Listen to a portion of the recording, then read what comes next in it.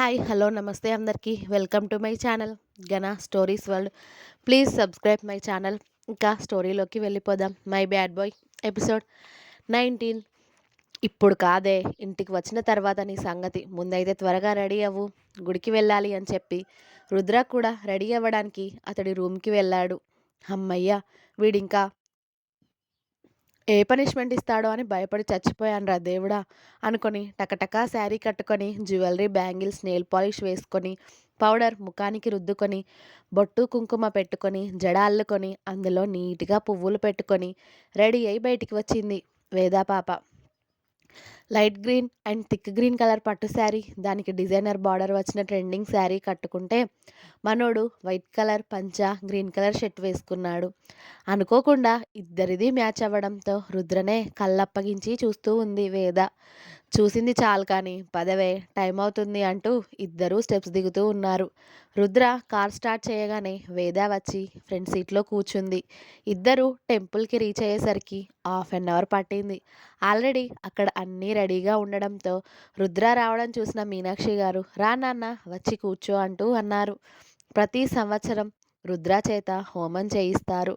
పంతులు గారు కూడా బాబు కూర్చోండి అనేసరికి రుద్ర అతడి షర్ట్ తీసేసి వేద చేతిలో పెట్టి పూజ దగ్గర కూర్చొని వేద వంక చూశాడు. రుద్ర చూపు మన పిచ్చిది అర్థం చేసుకోకపోయినా శౌర్య, చరణ్ అర్థం చేసుకొని వేద దగ్గరికి వెళ్ళి తనని తీసుకొచ్చి రుద్ర పక్కన కూర్చోబెట్టారు. అది చూసి కళ్ళు పెద్దవి చేసింది వేద. వేద, రుద్ర ఒక సైడ్ కూర్చుంటే మీనాక్షి గారు, మనోహర్ గారు ఇంకో సైడ్ కూర్చున్నారు. భాస్కర్ గారు, సుధా గారు ఓ పక్కకి, చరణ్, శౌర్య ఓ పక్కకి కూర్చొని జరుగుతున్న హోమాన్ని చూస్తూ ఉన్నారు. ఆ పరిసర ప్రాంతాలంతా పంతులు గారి మంత్రాలతో మారుమ్రోగుతూ ఉంది. రుద్ర కూడా దేవుడి నామం జపిస్తూ హోమంలో నెయ్యి వేస్తూ ఉన్నాడు.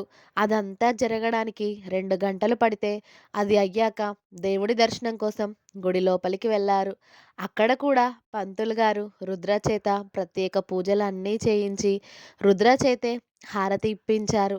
హారతి అందరూ కళ్ళకి అద్దుకున్నాక పంతులు గారి ఆశీర్వాదం తీసుకున్నాడు రుద్ర. చల్లగా ఉండు నాయన, కళ్యాణ ప్రాప్తిరస్తు అని దీవించారు పంతులు గారు. పంతులు గారి దీవెనలకి రుద్ర వేద వైపు చూసి ఆమె దగ్గర ఉన్న అతడి షర్ట్ తీసి వేసుకున్నాడు. ఆల్రెడీ గుడిలో అన్నదానం స్టార్ట్ అవ్వడంతో వీళ్ళందరూ వెళ్ళి భక్తులకి అన్నం వడ్డించడం స్టార్ట్ చేశారు. ఒక గంట వరకు వీళ్ళు వడ్డించి ఆ తర్వాత వేరే వాళ్ళకి ఆ పని అప్పగించి గుడి ఆవరణలో ఓ ఖాళీ ప్లేస్లో కూర్చున్నారు. పొద్దటి నుండి పనుల వల్ల అలసిపోవడంతో మన వేదా పాప అయితే అందరికన్నా ఎక్కువగా అలసిపోయి వాళ్ళ నాన్న భుజం మీద ఒరిగి ఆయాసపడుతూ ఉంది. చరణ్, శౌర్య అది చూసి వేద కోసం ఒక కూల్ వాటర్ బాటిల్ తన కోసం సపరేట్గా ప్రసాదం తీసుకొచ్చి ఆమెకి తినిపించారు. ఆ ప్రసాదం తిని కాసిన్ని కూల్ వాటర్ తాగి అప్పుడు స్థిమితపడింది వేద.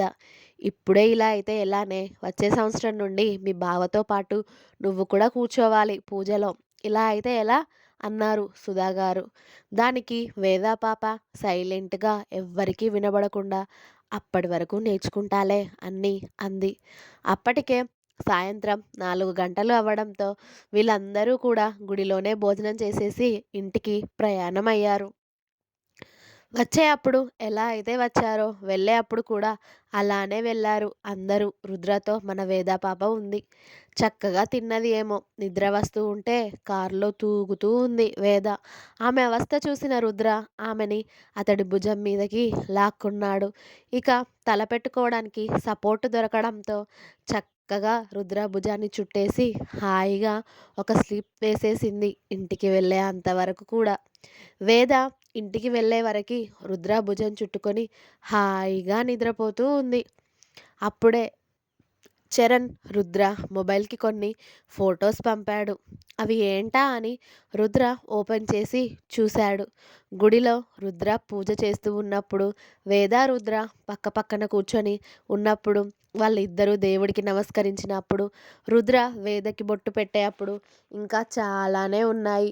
అవన్నీ చూసి రుద్ర పెదాలపైన చిన్న స్వీట్ స్మైల్. చరణ్ పంపించిన ఫొటోస్ అన్ని చూసిన రుద్ర పెదాలపైన అందమైన చిన్న స్వీట్ స్మైల్ వచ్చేసిందన్నమాట. ఆ ఫొటోస్ అన్నీ చూసి ఈ ప్రపంచంలో ఉన్న అమాయకత్వాన్ని అంతా కూడా తన మొహంలోనే నింపుకొని హాయిగా నిద్రపోతున్న వేద వైపు చూశాడు రుద్ర. ఎంత క్యూట్గా ఉందో అసలు. డ్రైవింగ్ చేస్తూనే ఆమె నుదుటిన ముద్దు పెట్టుకొని మళ్ళీ రోడ్డు చూస్తూ డ్రైవింగ్ చేస్తూ ఉన్నాడు రుద్ర.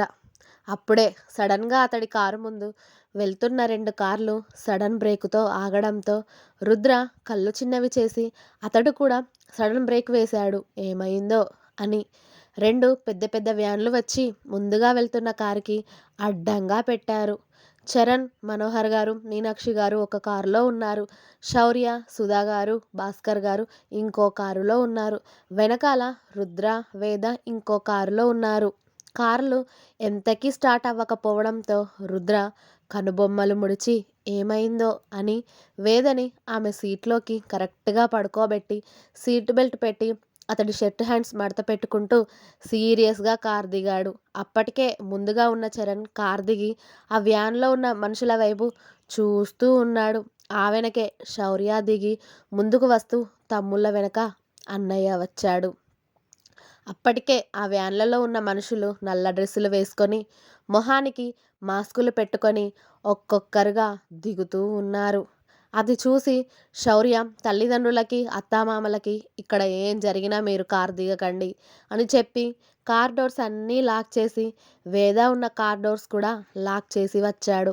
అప్పటికే వాళ్ళు పొజిషన్స్ తీసుకొని ఫైట్కి సిద్ధమయ్యారు. చక్కగా 50 మంది ఉన్నారు ఆ బ్లాక్ డ్రెస్ బాబులు. మంచిగా ఫిట్నెస్లో అండ్ ఫైటింగ్లో ఆరితేరినట్టుగా కనిపిస్తున్నారు వాళ్ళు. అది చూసి అన్నా తమ్ములేవో సైగలు చేసుకుని వాళ్ళ వైపు చూస్తూ ఉన్నారు చేతులు కట్టుకొని. ముందుగా వచ్చిన ఇద్దరిని చరణ్, శౌర్య పట్టుకుని ఇరగతంతూ ఉంటే ఇంకో ఇద్దరు రుద్ర మీదకి వచ్చారు. వాళ్ళని మనోడు ఉన్న చోటు నుండి కదలకుండా ఇద్దరిని మళ్ళీ లేవకుండా వాళ్ళ మెడనరాలపైన పంచ్ ఇచ్చాడు. అంతే, నేలకు ఖర్చుకున్న ఇద్దరు మళ్ళీ లేవనే లేదు. అలా వాళ్ళు ఇద్దరిద్దరు వస్తూ ఉంటే ముగ్గురు అన్నా తమ్ములు కలిసి వాళ్ళని పడుకోబెడుతూ ఉన్నారు. కానీ కొందరు వీళ్ళని దాటుకొని వెనకాల ఉన్న కార్లలో చూసుకుంటూ లాస్ట్ కార్ దగ్గరికి చేరుకు ఉంటే రుద్రకి ఎందుకో అనుమానం వచ్చింది వాళ్ళు తమ కోసం రాలేదు అని. అప్పుడు అర్థమైంది వాళ్ళు వచ్చింది వేదని చంపడానికి అని. ఇక రుద్ర నిమిషం ఆలస్యం చేయకుండా వాళ్ళకన్నా ముందే పరిగెత్తి వేద దగ్గరికి వెళ్ళాలి అని చూసిన ఇద్దరిని మధ్యలో ఉన్న కార్ బ్యానెట్కి వేసి వాళ్ళ తలలు పగలగొట్టాడు. అదంతా కళ్ళు పెద్దవి చేసుకొని చూస్తూ ఉన్నారు భాస్కర్ గారు, సుధా గారు. ఆల్రెడీ ముందు చరణ్, శౌర్యతో కొందరు తలపడుతున్న వాళ్ళని దాటుకుని మరి వేద కార్ వైపే వస్తూ కొందరు ఉంటే వాళ్ళను రుద్ర వేద ఉన్న కార్ని టచ్ చేయకముందే వాళ్ళ ప్రాణాలు తీసేస్తూ ఉన్నాడు. అలా ఎందరు వస్తే అందరినీ పడుకోబెడుతున్న రుద్రని చూసి మరో ఇద్దరు వాళ్ళ దగ్గర ఉన్న గన్స్ని తీసి వేద ఉన్న కార్ని షూట్ చేయడం మొదలుపెట్టారు. వేద ఇంచు గ్యాప్లో ఆ బుల్లెట్లు దూసుకుంటూ కార్ గ్లాసెస్ని చింద్రం చేశాయి. ఆ బుల్లెట్ తగలడంతో కార్ గ్లాస్ బల్లుమంటూ పగిలిపోయి వేదకి మెలకువ వచ్చింది. అది చూసిన రుద్ర కాలరుద్రుడు అయిపోయాడు.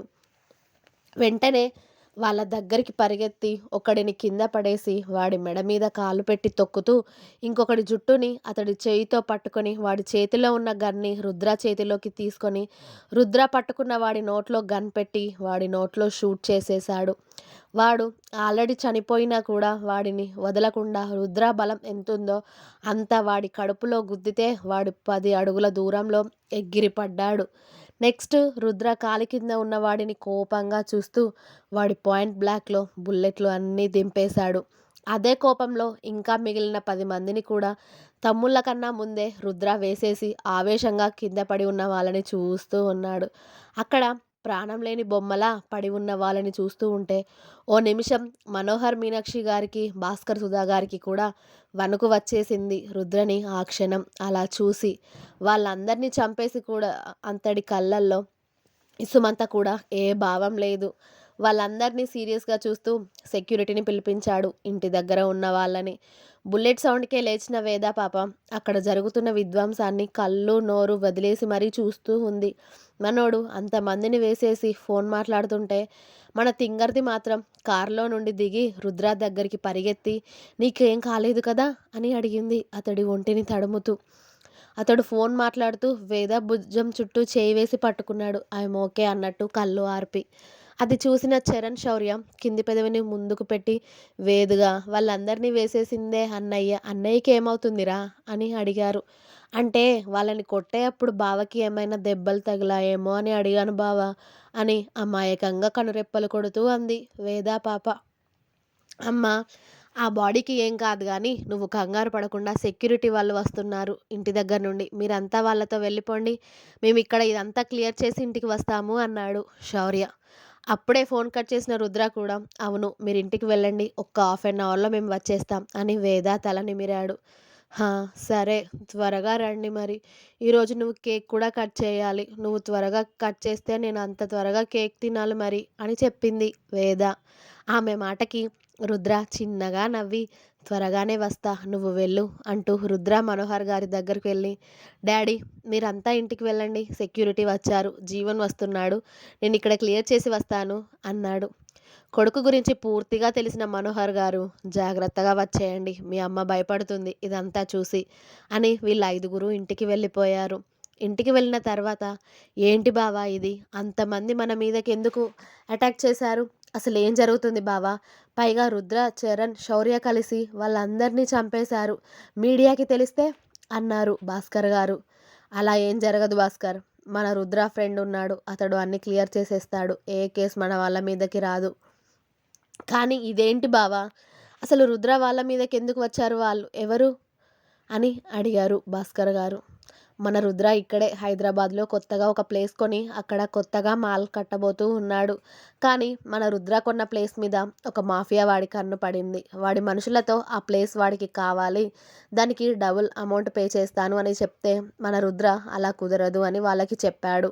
దాంతో వాడు మనుషులని పంపించాడు. పైగా ఇక్కడ రుద్ర అంటే పడనివాడు ఉన్నాడు, నితిన్ అనేవాడు. మన రుద్ర బిజినెస్ అన్నింట్లో ముందే ఉంటాడు అని వాడికి కడుపు మంట. ఎప్పుడెప్పుడు మన రుద్రాని అటాక్ చేద్దామా అని చూస్తూ ఉంటాడు వాడు. వాడు వీడు చేతులు కలిపి ఇప్పుడు ఇలా మన మీదికి మనుషులను పంపించారు బావా. కానీ రుద్ర ఉండగా మన మీద ఈగ కూడా వాలదు. రుద్ర గురించి నీకు తెలుసు కదా. శత్రువుల ఆలోచన కన్నా ముందే వాళ్ళ ఆలోచన ఎలా ఉంటుందో రుద్ర పసిగట్టేస్తాడు. మీరు అవేవి సీరియస్గా తీసుకోకండి భాస్కర్. అవన్నీ పిల్లలు చూసుకుంటారు. బిజినెస్లో ఇవన్నీ కామన్. కాకపోతే మనమే సెక్యూరిటీతో జాగ్రత్తగా ఉండాలి. ఎందుకంటే ఎప్పుడు ఎలాంటి ఆపద ఎటువైపు నుండి వస్తుందో తెలియదు కదా. ఇక నుండి పిల్లలకి నేను జాగ్రత్తగా ఉండమని చెప్తాలే.